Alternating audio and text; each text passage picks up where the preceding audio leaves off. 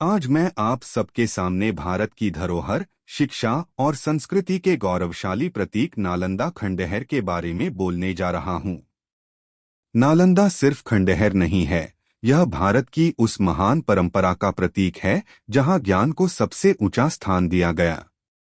यहाँ का हर पत्थर, हर ईंट हमें यह याद दिलाता है कि कभी भारत विश्वगुरु कहलाता था। नालंदा बिहार के नालंदा जिले में स्थित है। यह दुनिया का सबसे प्राचीन आवासीय विश्वविद्यालय, रेजिडेंशियल यूनिवर्सिटी था। इसकी स्थापना गुप्त वंश के राजा कुमार गुप्त प्रथम 5वीं शताब्दी ने की थी।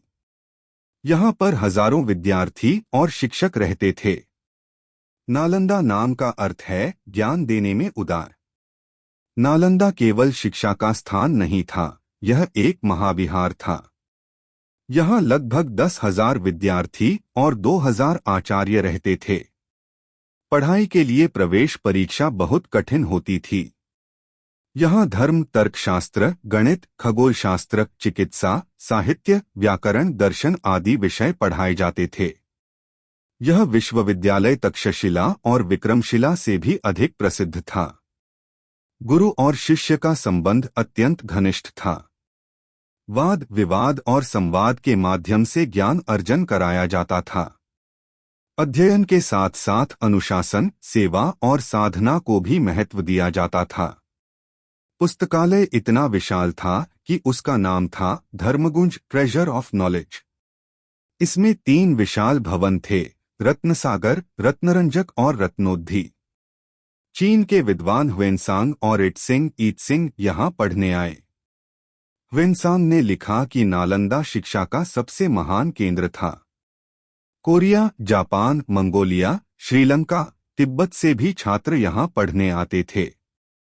नालंदा ने भारतीय संस्कृति और बौद्ध धर्म को पूरी दुनिया में फैलाने का काम किया। 12वीं शताब्दी में बख्तियार खिलजी नामक तुर्क आक्रमणकारी ने नालंदा विश्वविद्यालय को नष्ट कर दिया। उसने पुस्तकालय को आग लगा दी, जो कई महीनों तक जलता रहा। लाखों मूल्यवान ग्रंथ, पांडुलिपियां और वैज्ञानिक खोजें हमेशा के लिए नष्ट हो गईं। यह सिर्फ एक विश्वविद्यालय का पतन नहीं था, बल्कि भारत की ज्ञान परंपरा पर आघात था। आज नालंदा खंडहर यूनेस्को की विश्व धरोहर सूची, यूनेस्को वर्ल्ड हेरिटेज में शामिल है।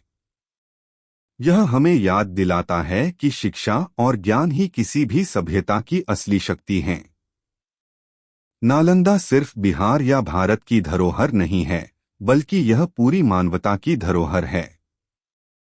नालंदा हमें सिखाता है कि शिक्षा को सर्वोच्च मान देना चाहिए। ज्ञान का दान सबसे बड़ा दान है। जब तक हम अपनी परंपरा और धरोहर को नहीं संभालेंगे, तब तक आने वाली पीढ़ियां उनसे वंचित हो जाएंगी। आज हमें फिर से नालंदा की उस परंपरा को जीवित करने की आवश्यकता है। साथियों, नालंदा खंडहर सिर्फ पत्थरों का ढेर नहीं है, यह हमारे अतीत का गौरव, वर्तमान का मार्गदर्शक और भविष्य की प्रेरणा है।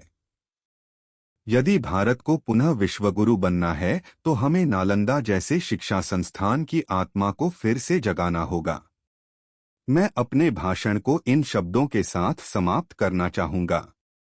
नालंदा की ईंटें हमें याद दिलाती हैं कि सभ्यता का असली खजाना धन में नहीं, बल्कि ज्ञान में है।